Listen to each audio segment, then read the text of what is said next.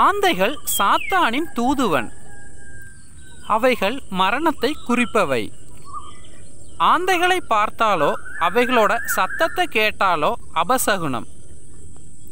இப்படி ஆந்தைகளை சுற்றி பல்வேறு மூடநம்பிக்கைகளும் அச்சங்களும் குழப்பங்களும் ஒரு புறம் இருக்க, அவைகளை லட்சுமி தேவியின் வாகனம் என்று கருதுவதும் பண்டைய கிரேக்க, ரோமானிய மற்றும் எகிப்தியர்கள் ஆந்தைகளை அறிவின் அடையாளமாக கருதும் பழக்கமும் உள்ளது.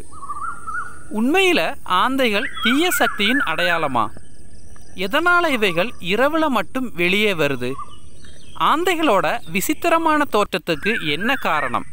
இப்படி பல கேள்விகளுக்கான விடைகளை இந்த பதிவில் பார்க்கலாம். ஆந்தைகளோட வியக்க வைக்கும் குணாதிசயங்களை தெரிஞ்சுக்கிற இந்த வீடியோவை முழுமையாக பாருங்கள். உங்களோட கருத்துக்களை கமெண்ட்டும் பண்ணுங்கள். சேனலை இதுவரை சப்ஸ்கிரைப் பண்ணாதவங்க சப்ஸ்கிரைப் பண்ணி நம்ம சேனலோட மற்ற வீடியோக்களையும் பாருங்கள். வாங்க வீடியோக்குள்ளே போகலாம். ஆந்தைகளோட தனிப்பட்ட வாழ்வியல் முறை குறித்து பல தவறான கருத்துக்கள் முன்வைக்கப்படுது. அதில் ஒன்று தான் ஆந்தைகளுக்கு பகலில் கண்ணு தெரியாது என்பது. உண்மையில் ஆந்தைகளுக்கு நன்றாக கண்கள் தெரியும். அதுலேயும் தூர பார்வை அதிகம். மனிதனை மாதிரியே நேரடியாக முகத்தில் கண்களுடைய உயிரினம் ஆந்தைகள். அதோட தலைப்பகுதியோட 25% கண்களே ஆக்கிரமித்துள்ளது.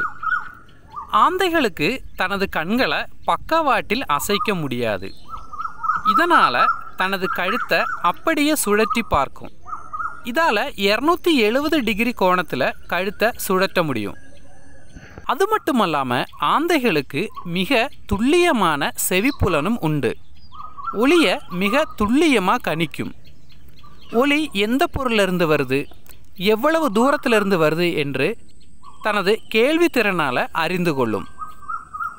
இரைகளை பிடிப்பதற்கு கண்களும் காதுகளும் மட்டுமல்ல, அதோட ரெக்கைகளும் மிகவும் உதவுது. எப்படின்னா, துளி கூட சவுண்ட் இல்லாமல் அதால் பறக்க முடியும். இரைகளை எளிதாக பிடிக்க முடியும். அதோட ரெக்கைகளோட அமைப்பே அதுக்கு காரணம். இரவு நேரங்களில் மட்டும் இயங்கக்கூடிய உயிரினங்களை இரவாடிகள்னு சொல்லுவாங்க.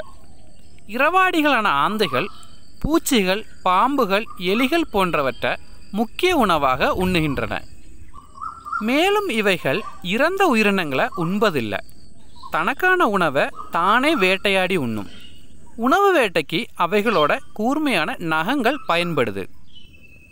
ஆந்தைகள் சுமார் 30,000 ஆண்டுகளுக்கு முன்னரே அடையாளம் காணப்பட்டது. 241 வகையான ஆந்தை இனங்கள் தற்போது வரை கண்டுபிடிக்கப்பட்டுள்ளது.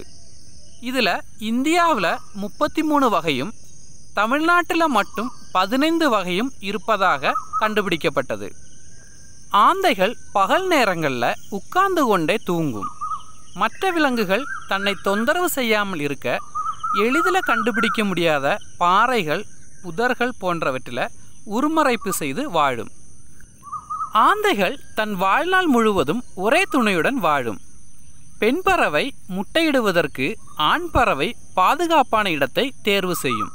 பெரும்பாலும் மற்ற உயிரினங்கள் வர இயலாத இடத்தை தேர்வு செய்வது வழக்கம். அந்த இடத்தில் பெண் பறவை 2 முதல் 5 முட்டைகள் வரை இடும். அதை 20 முதல் 35 நாட்கள் வரை அடைகாக்கும்.